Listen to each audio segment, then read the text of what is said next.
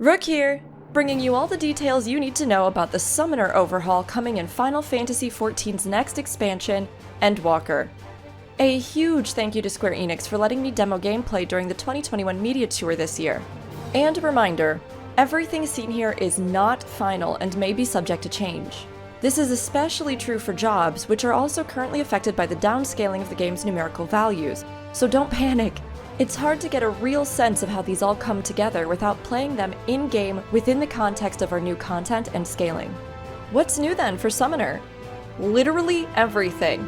We're essentially going to treat Summoner like an entirely new job, as it's been reworked from the ground up. So, unlike my other job videos, we won't be comparing old to new, and will instead be approaching everything fresh. Let's get down to the details. If you'd like a more general summary of Summoner's rework, skip ahead.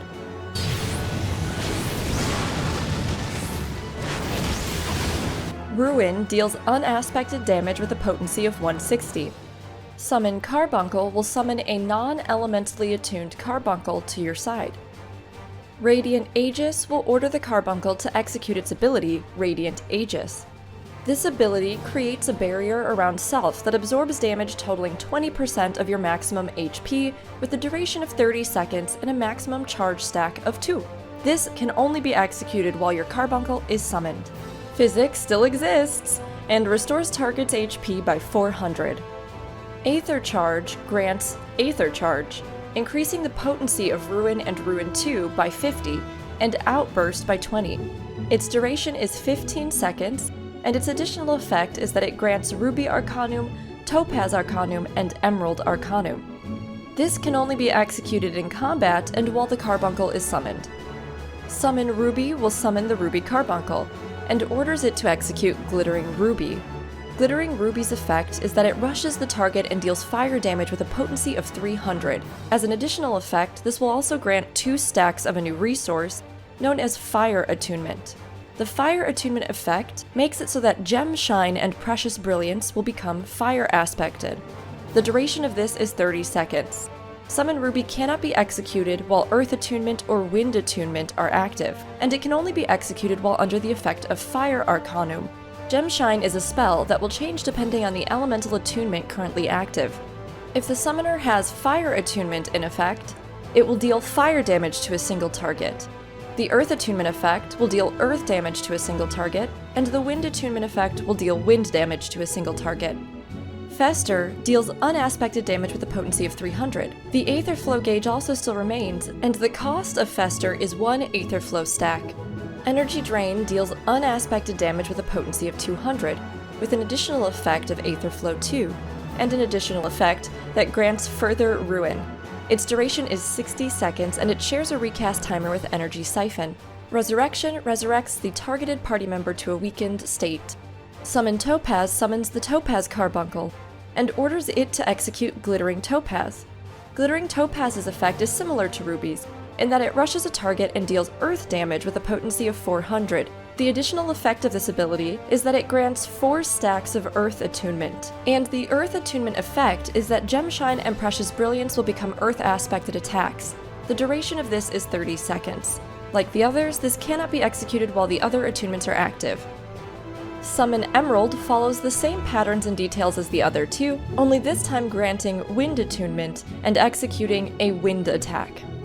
Outburst is an AoE ability that deals unaspected damage with a potency of 100 to target and all enemies nearby it. Precious Brilliance is the AoE equivalent of Gemshine, allowing you to channel the energies of your active elemental attunement to attack multiple enemies. If Fire Attunement is in effect, it will deal fire damage, Earth Attunement, Earth, and Wind Attunement, Wind. Ruin 2 deals unaspected damage with a potency of 270.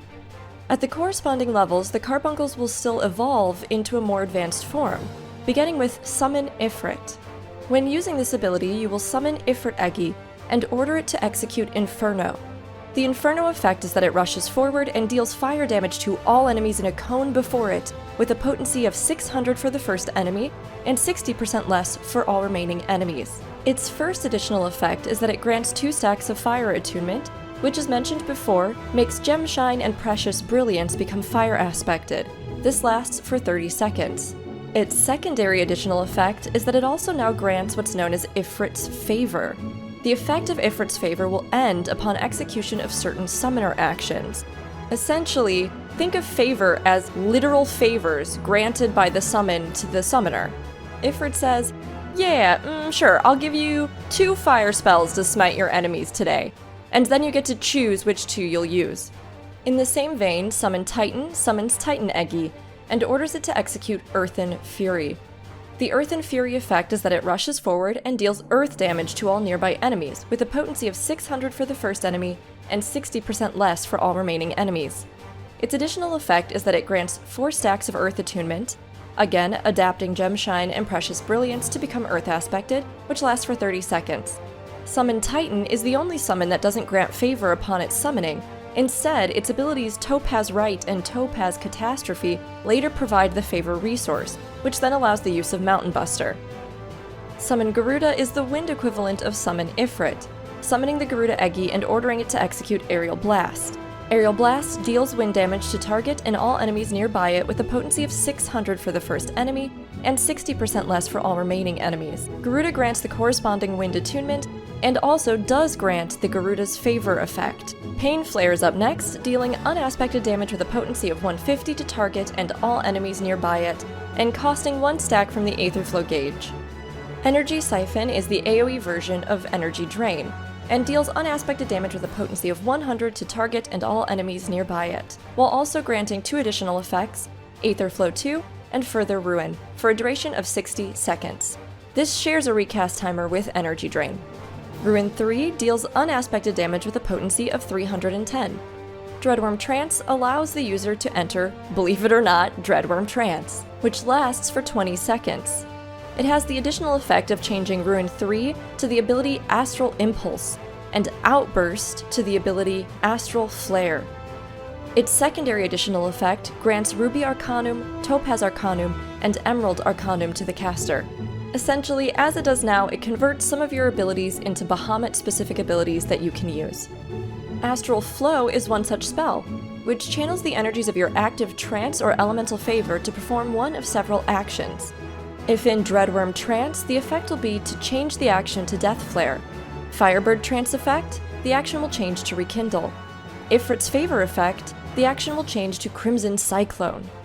Titan's Favor effect, the action will change to Mountain Buster. And Garuda's Favor effect, the action will change to Slipstream.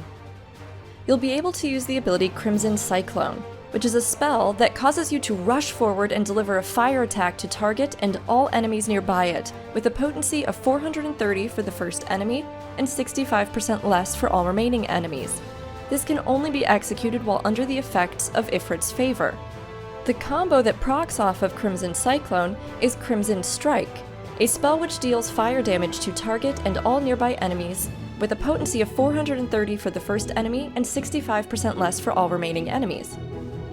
Mountain Buster is the bonus effect Titan allows you to use, dealing earth damage to target and all enemies nearby it with a potency of 150 for the first enemy and 70% less for all remaining enemies. This can only be executed while under the effect of Titan's Favor. And finally, Slipstream, a spell that will become available to you after getting the effects of Garuda's Favor. This deals wind damage to target and all enemies nearby it with a potency of 430 for the first enemy and 65% less for all remaining enemies. Its additional effect is that it creates a windstorm centered around the target, dealing damage to any enemies who enter. This has a potency of 30 and a duration of 12 seconds. The 4th tier of Ruin deals unaspected damage to target and all enemies nearby it with a potency of 430 for the first enemy, and 60% less for all remaining enemies. This can only be executed while under the effect of Further Ruin. Searing Light orders your Carbuncle to execute the ability of the same name, increasing damage dealt by self and nearby party members by 3%, with a duration of 30 seconds. Summon Bahamut puts the summoner into Dreadworm Trance, and summons Demi Bahamut to fight by your side. Demi Bahamut will execute Wormwave automatically on the targets attacked by you after summoning. The duration of this summon is 20 seconds. Its first additional effect is that it changes Ruin 3 to the ability Astral Impulse, and Tri-Disaster to the ability Astral Flare. Its secondary additional effect is that it grants Ruby Arcanum, Topaz Arcanum, and Emerald Arcanum. While Bahamut is summoned, the ability Enkindle Bahamut becomes usable, ordering Demi Bahamut to execute Akh-Morn. Akh-Morn's effect is that it deals unaspected damage to target and all enemies nearby it with a potency of 650 for the first enemy and 60% less for all remaining enemies. Also known by one of my friends as Dragon Yell many times lots of damage. Try Disaster deals unaspected damage with a potency of 120 to target and all enemies nearby it. Summon Ifrit 2 is where things really start to get fun. The upgrade to Summon Ifrit, this will summon the Ruby Ifrit and order it to execute Inferno. Inferno's effects are that it deals fire damage to target and all enemies nearby it with a potency of 700 for the first enemy and 60% less for all the remaining enemies. Its first additional effect is that it grants 2 stacks of fire attunement that last for 30 seconds. Its second additional effect is that it grants Ifrit's Favor, which ends upon execution of certain summoner actions. Summon Titan 2 is the upgrade to Summon Titan, and like Summon Titan, it doesn't grant Titan's favor. You gotta work hard if you want Titan to like you. Summoning the second tier of Titan will deal earth damage to target and all enemies nearby it with a potency of 700 for the first enemy and 60% less for all remaining enemies. It also grants 4 stacks of earth attunement, which lasts for 30 seconds. Summon Garuda 2 follows the same formula as the others, summoning Garuda and ordering it to execute Aerial Blast. Aerial Blast's effect is that it deals wind damage to target and all enemies nearby it with a potency of 700 for the first enemy and 60% less for all remaining enemies. Like Summon Ifrit 2, Summon Garuda 2 both grants attunements and also Garuda's Favor. Astral Impulse is a Bahamut-specific ability that deals unaspected damage with a potency of 430 and can only be executed while in Dreadworm Trance.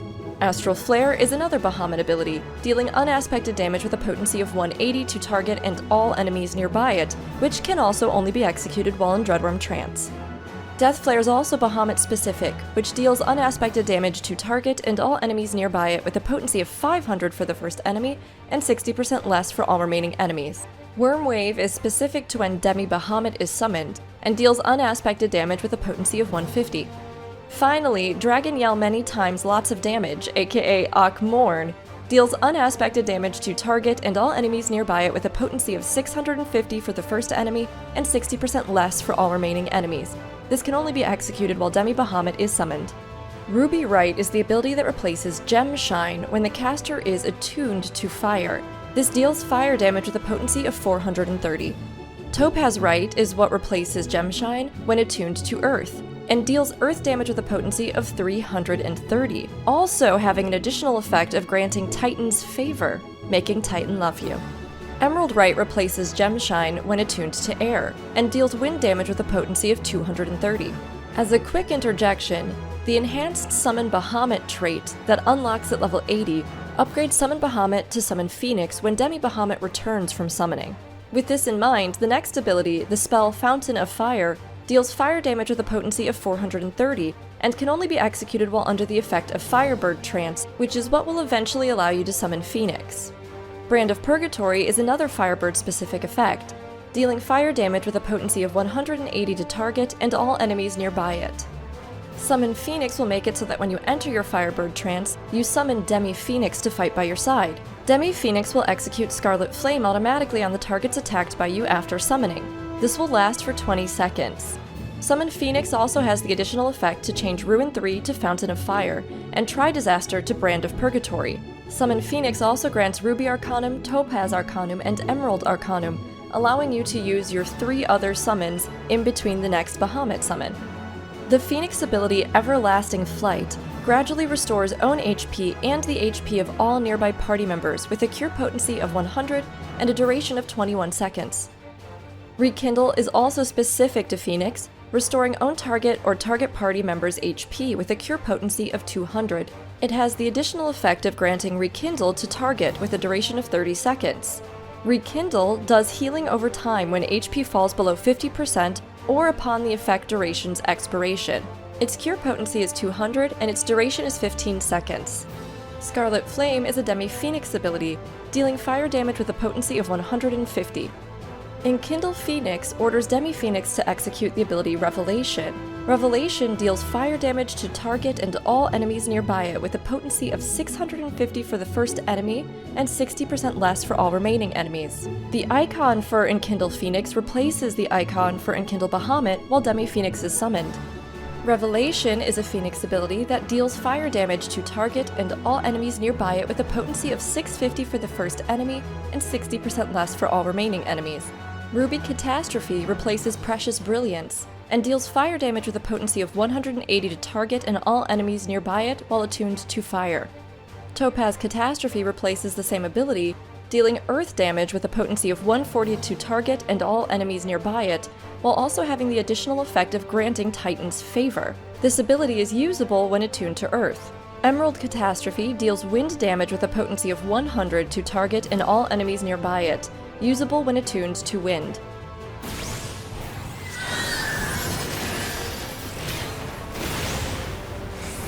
Overall, how's Summoner looking then? So, having the numbers is great and all, but I'm sure many of you are wondering, what does that all mean? In the case of Summoner, I honestly felt the same at first, but I think I've managed to break it down. First and foremost, dots have been removed from Summoner's gameplay, so there'll be no more worrying about those timers. Although the new Summoner tooltips are intimidating, the vast majority of skills just change existing icons on your skill bar into elementally relevant abilities for the different summons that you're cycling through. It's an incredibly visual experience, and you'll undoubtedly find your flow before you know it. Many of these tooltips will mention two new concepts: elemental attunements and favor. Attunements infuse certain attacks with a specific element, namely fire, earth, or wind. Favor is earned from your summons or abilities, and basically traded in when you use their skills. These skills morph various icons on your bar while that summon is being channeled. If it gives you a favor, you redeem it for a back rub and/or the burning of your enemies. Titan is the only summon that's favor isn't automatically gained through summoning him, and must be earned instead by using Topaz Right or Topaz Catastrophe. Summoner feels way more coherent, both from a conceptual and mechanical standpoint, but also within the greater context of the Final Fantasy franchise as a whole. The rework is a blast to pick up and run with, but also offers plenty to dig into for those who love optimization. But Summoner wasn't the only job I was able to play. Find my other 9 job summaries here on YouTube, including our new classes, Reaper and Sage. If you're interested in lore, give my old Charlian, Garlemald, and Thavnire tour videos a watch to get a sneak peek into the meanings behind our new maps.